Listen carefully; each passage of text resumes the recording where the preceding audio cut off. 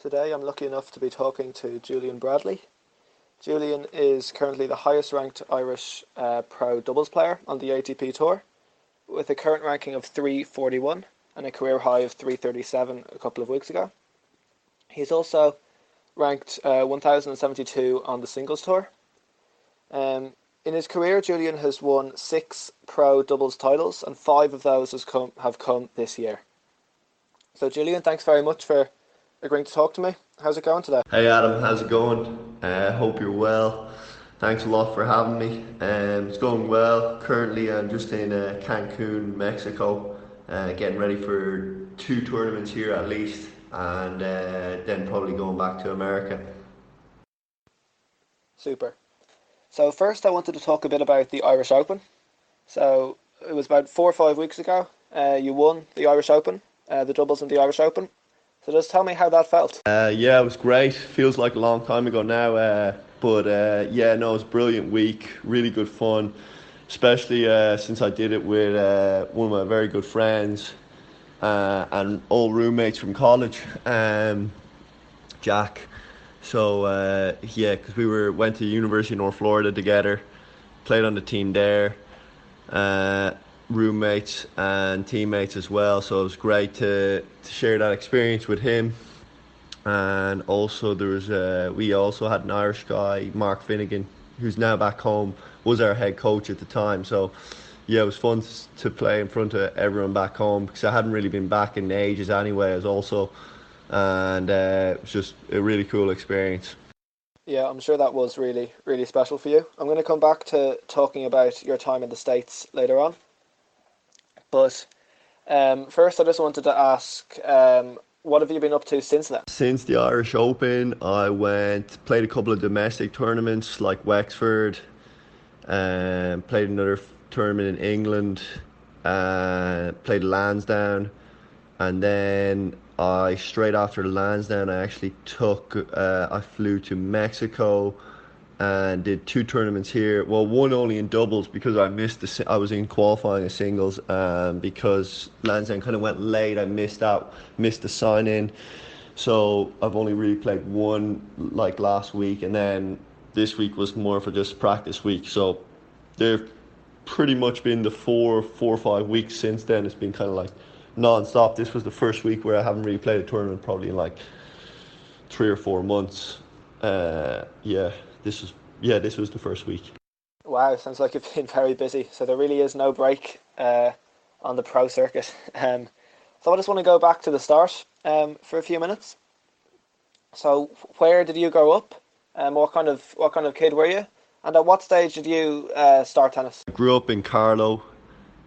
I played a lot of GAA like as a kid, from like 5 onwards, I'd say, like curling, Gaelic.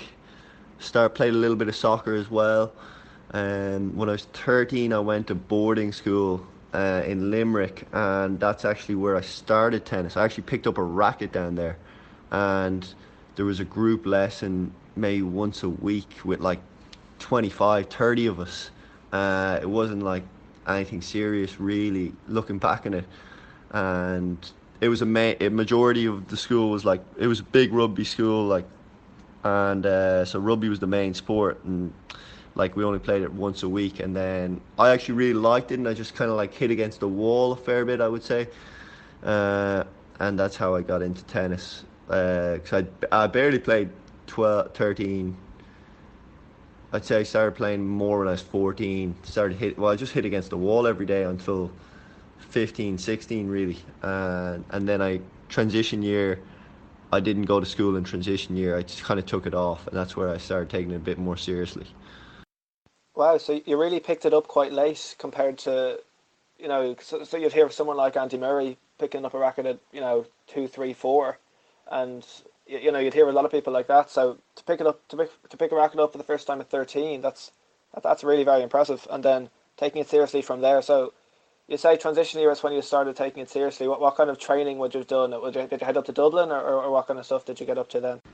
Yeah, no, like 13, 14, 15 till like till transition year was just like I'd hit against the wall at school, like play a bit once a week in that group lesson, and then in the summers I'd play like we had good family friends who were pretty into it, and they were playing some of the tournaments, but it was still like only Carlow Open, Wexford Open, the juniors, like junior opens around. Like I think I went to Nace as well one year, and then at 16, during my transition year, I played remember a Halloween tournament in Riverview, and it was under 18s, and I asked, oh, what was there a squad or something that I could do?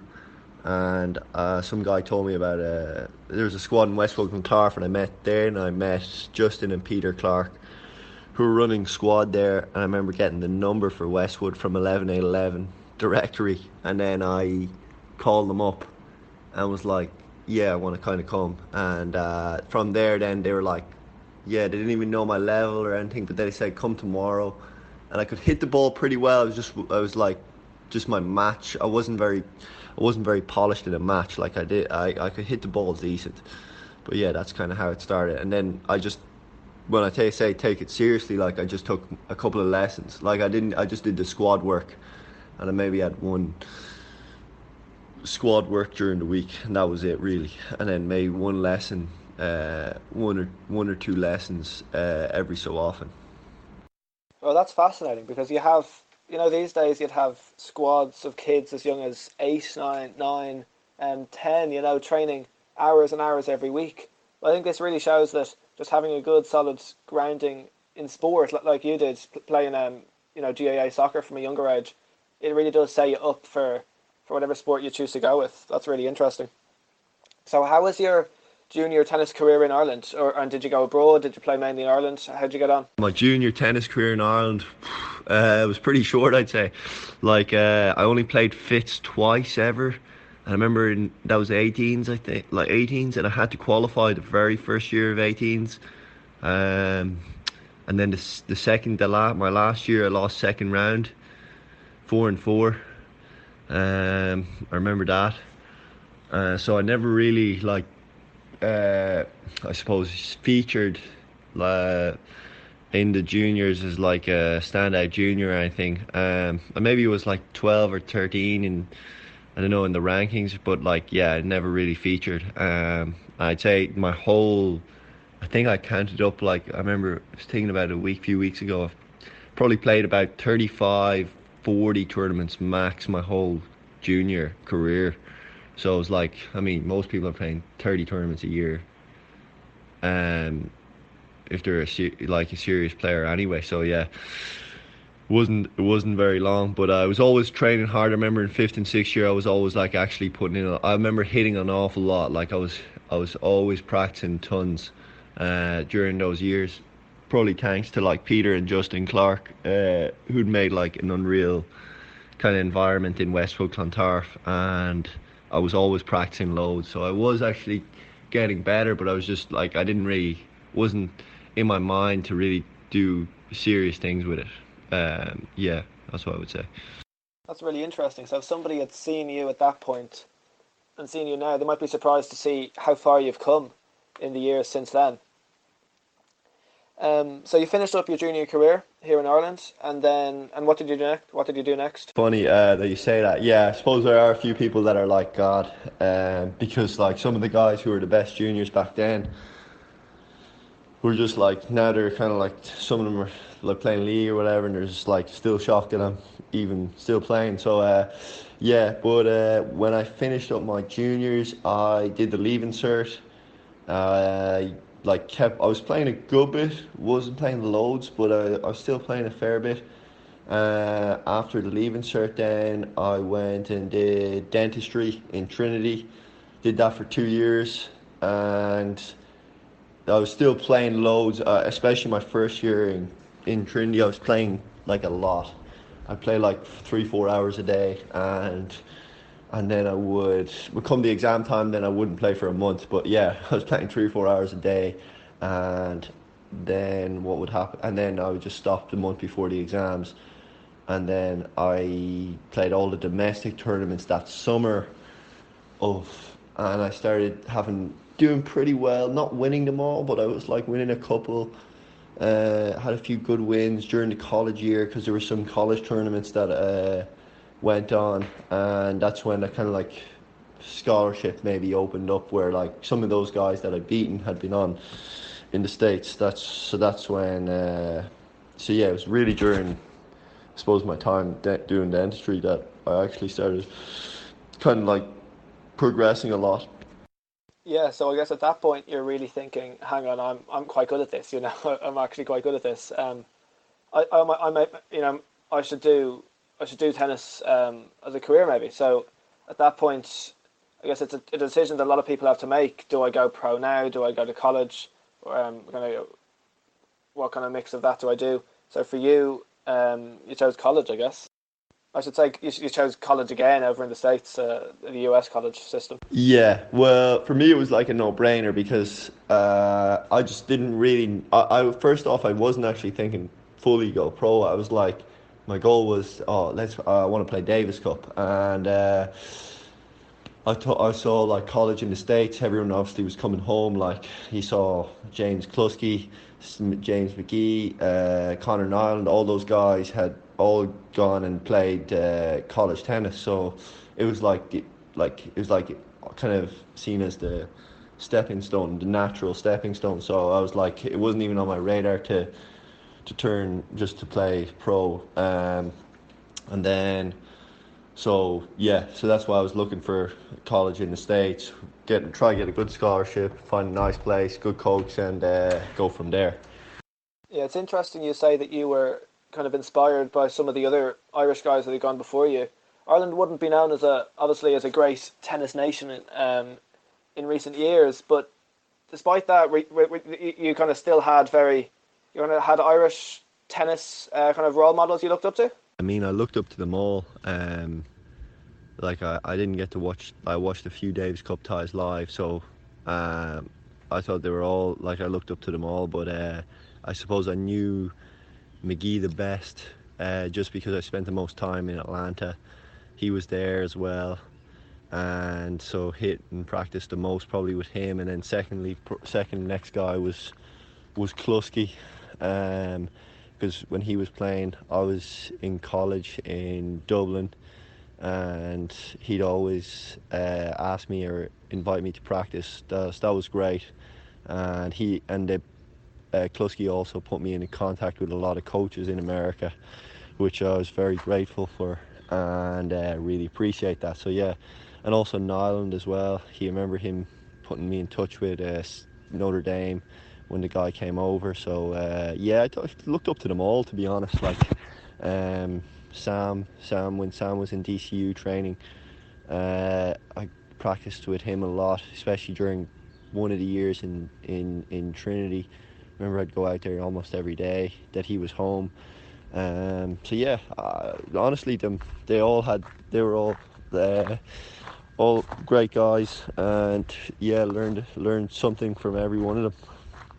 That's really good to hear. I'd say it mean a lot to them to hear that, and for you now to be in a somewhat similar position, that you're someone that Irish kids now can look up to as someone who's having success on the pro circuit. I'd say that must mean a lot to you as well. Suppose they do. Maybe it's not something I really think about, but I'm not home too often to really see it or feel it.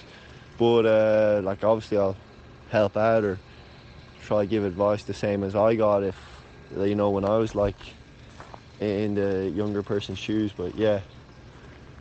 Yeah, absolutely. So talking about giving advice to younger Irish juniors, having gone through the US college system, what advice would you give, to a 16, 17-year-old who's taking their tennis seriously? They're looking at their options abroad. What advice, I guess, would you give to them going forward? Simple. I would just be like, look at the coach, the team, get to know the coach as well as possible. Take all your visits to each and every college so you see where you're going to be. It's going to be 4 years of your life you'll spend there. It's a pretty defining moment, defining period, I'd say, in your life. So you get to know it well, become familiar with it, and then ask yourself, what do you want after? Like, is it the possibility of maybe playing after? So just knowing those things will really make your decision a lot more clear cut, and you'll be happier with what you decide, knowing those questions beforehand. Because yeah, everywhere is different, and also just like everywhere is different, so you're gonna get you just want to know what you're getting yourself into first off going over. I think that's some really good advice. So you mentioned obviously it's a defining period of your life. What would you say is your overriding memory of that crucial period of your life?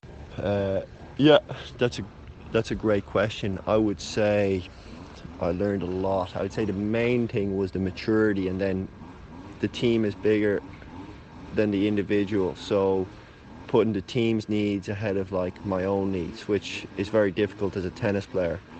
And as a result, wanting others that are around you to succeed will in turn bring your own success, and being happy for them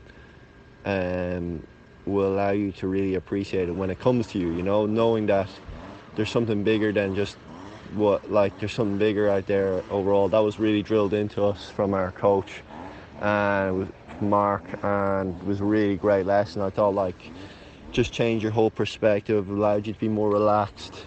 I was happy for my teammates when they did well, and I was more comfortable and reassured in myself as well. I was more confident as a person going forward, very self-assured.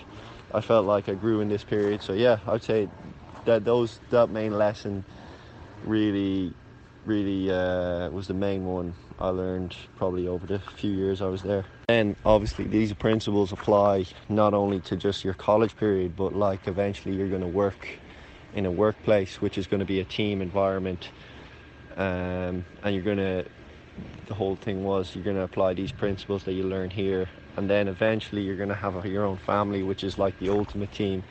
So, and obviously when you have your own family, it comes first. It takes precedence over everything else. So that was just like something that he would give the example of, and I remember very clearly when we were all on the same page in this sense that we did very well as a team tennis wise. So yeah, they were the main things. Yeah, great. So would you say, based on what you just said there, that there's one that could you put your finger on one main lesson you learned or value you learned at college that has then impacted how you've kind of approached life on the tour, I guess, in the last couple of years? Also, then, when did you finish college, and how long did it take from that point for you to kind of to get going in terms of events? Were you kind of pretty much straight onto it at that point? I would say that's the main one. Like appreciating when other people do well that have been around you. So say if I saw an old teammate do good in a tournament, I'd be like, Jesus, you know, if he can do it, I can do it. You know, we were doing the same thing back then. Use it as motivation kind of thing. Or if I see one of the other Irish guys do well, just be like, oh yeah, geez, that's great, unbelievable. But like also I can just do that, or I can do better, you know. So try think like that. And then when I finished college, I finished in December 2016. Like I graduated, and I did kind of play straight away, but I kind of got like a little stalled because I got hurt, got like injured, and then also I was coaching as well at the same time. Like I did volunteer assistant through like the spring of 2017. So I was kind of like I only played like maybe 4 or 5 tournaments till I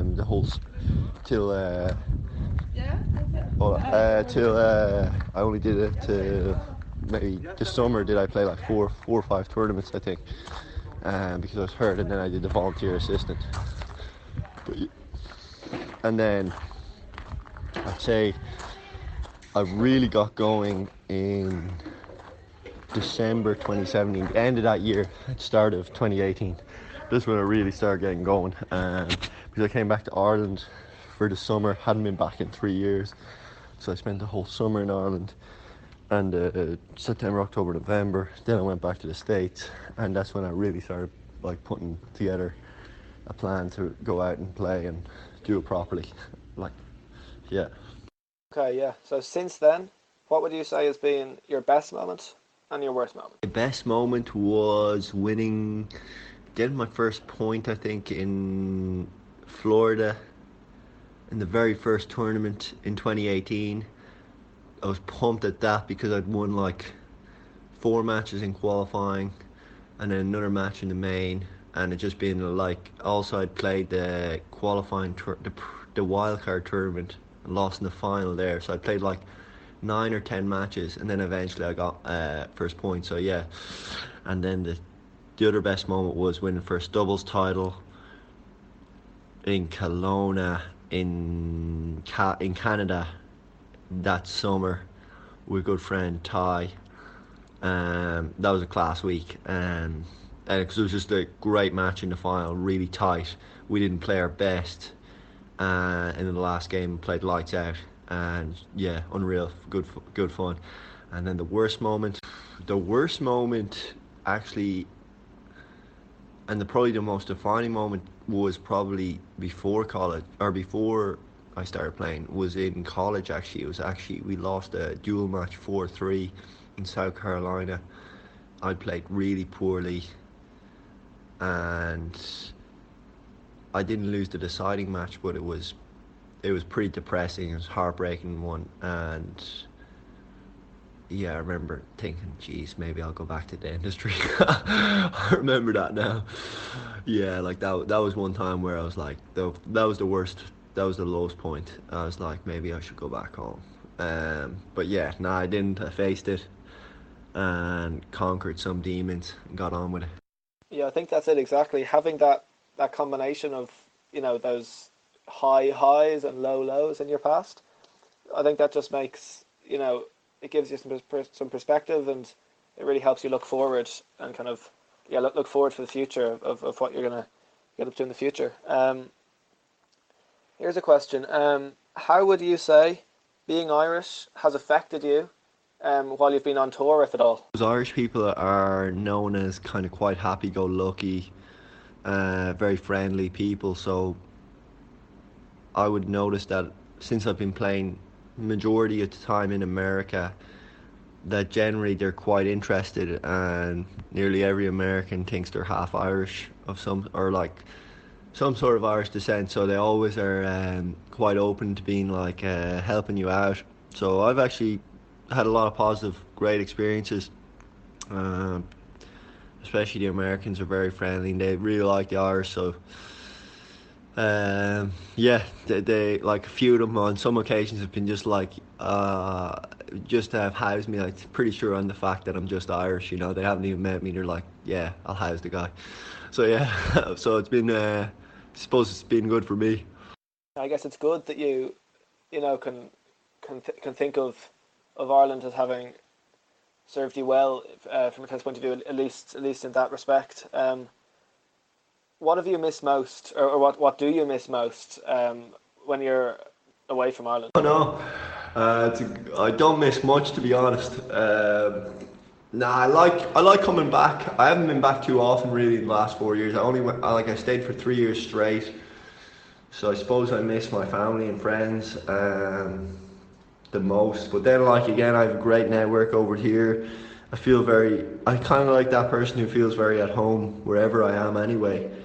I don't like ever get an urge to go back to Dublin. Or I do enjoy Dublin a lot now, I will say, but don't really have a massive. I'm not a big home bird, so wherever I am, I'm pretty good, and enjoy wherever I am at the moment anyway.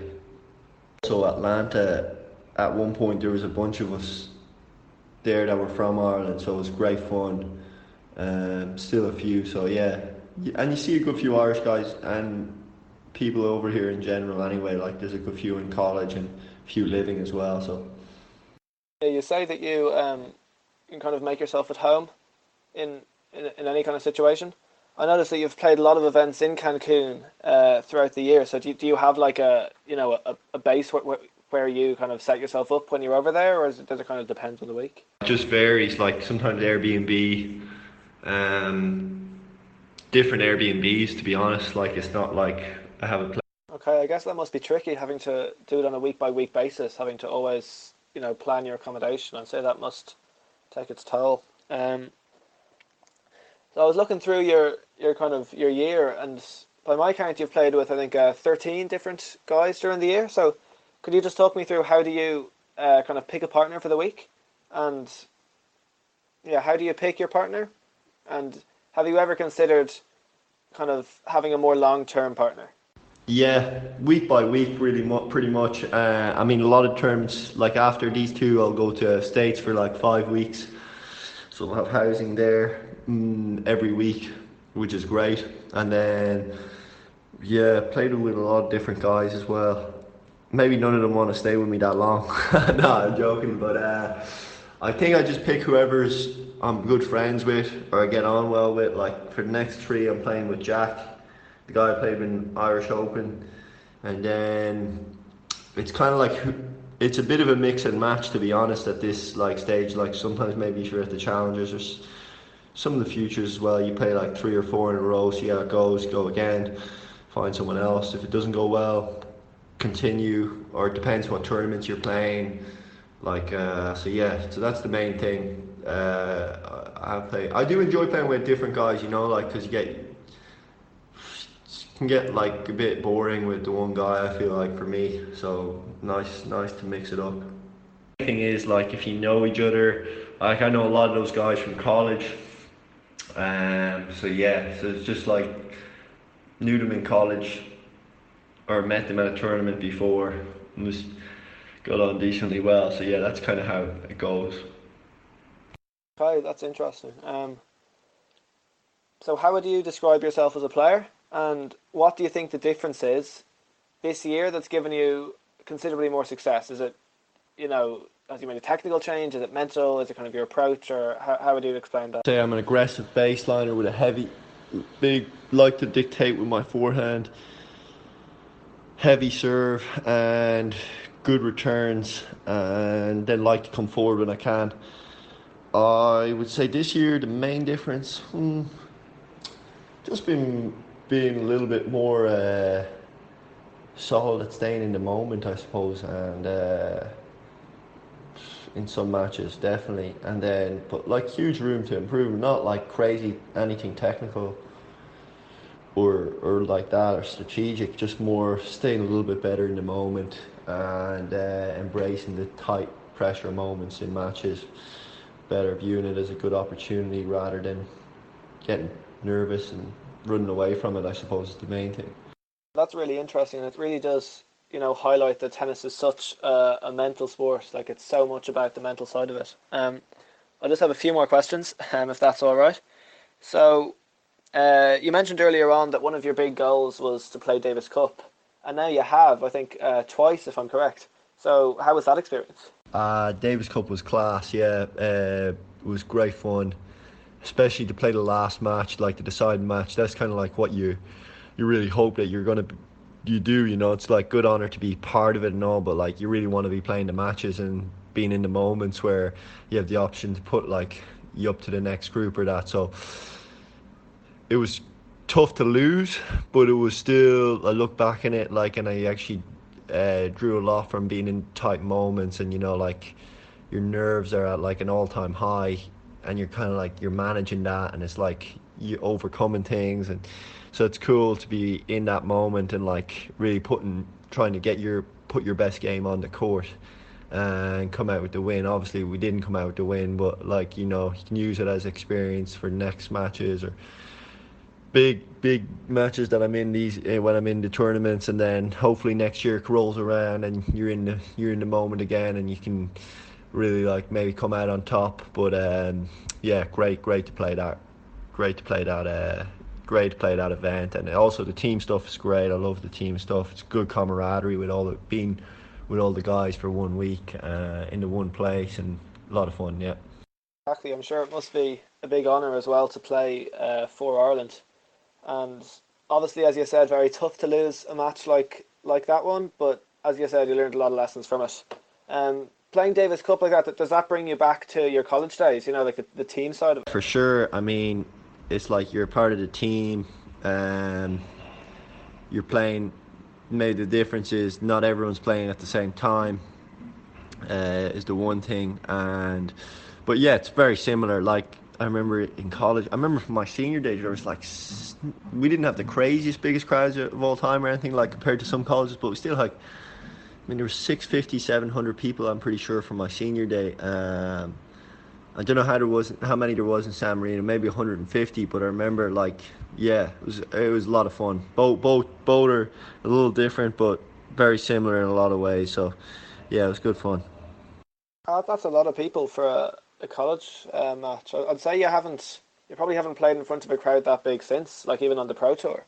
Um, and talking of the tour, obviously there's been a lot of change this year from the ITF, the World Tennis Tour introduced at the start of the year. Obviously, there's been a lot of complaints about that, and they have changed some aspects of it back at the middle of the year.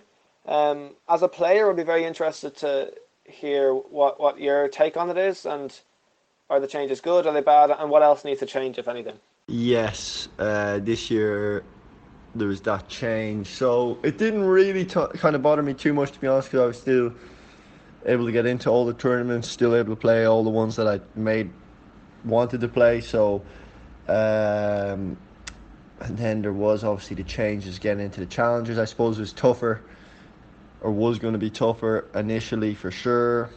But I wasn't really at that stage at the start of the year, so there's like two different realms of people who were affected. Those who were just about to get into challengers, and then those starting off. And yeah, like I'm kind of the personality that it is what it is. Look, the cream rises to the top. So, you know, look, from an outsider point of view, it wasn't a great idea. It was a big kind of turn off. People starting out was very difficult. So, yeah, they obviously got so much stick about it that they changed it back, which it looks even worse for them. So, yeah, now it's fine. It's just like kind of like the same as it was before. So, still, maybe a couple of changes like qualifying singles of the challengers maybe a little bigger. Like I think 16, that'd be a good change. And then that'd be a very good change, I think. And then yeah, other than that, I don't know. Yeah, you mentioned there changing the challenger qualifying draws to 16. At the moment, I think it's only four, which seems mad to me. Um, so for you, looking ahead now, I know that in singles, a ranking of 341 would very much be pushing towards challengers. Do you have any ambitions? Obviously, you're aiming as high as you can, I'd assume, but do you have any plans for the rest of this year, going into next year, to start trying to push for that challenger level event? Yeah, so I could play probably a good few of the challengers in doubles now coming up, but I really want to stay and work on my singles ranking. So I'm going to play all the 15s and 25s in the States and here for the next 3-4 months. I'll probably play two challengers in doubles maybe by the end of the year.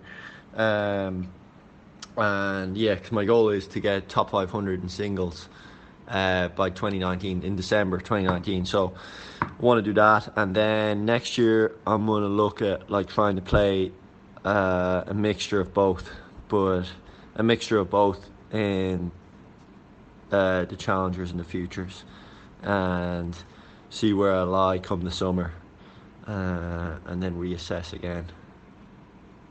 No, I think that's good because it shows that you're not just giving up on your singles. You still want to keep up your singles, even though at the moment your doubles is going a bit better. You still want to keep progressing both, which I think is a good sign.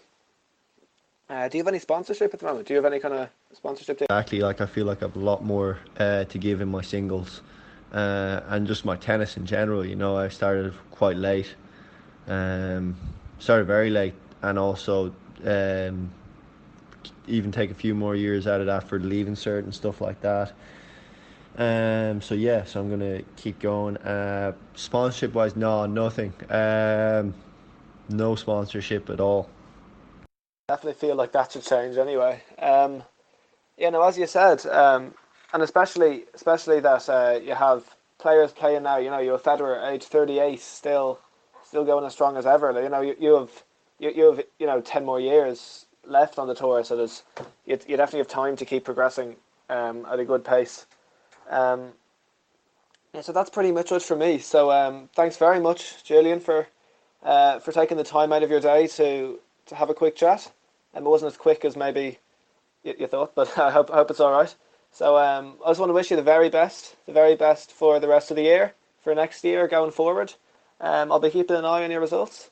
And yeah, very, very, very best of luck, and thanks very much. Thanks a lot again for taking the time and interest to do this.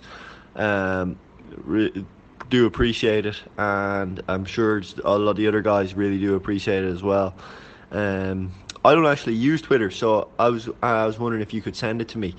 But I did check the page there a few days ago, because Nicky Coffey said you ran it, and was very impressed. Looks unreal.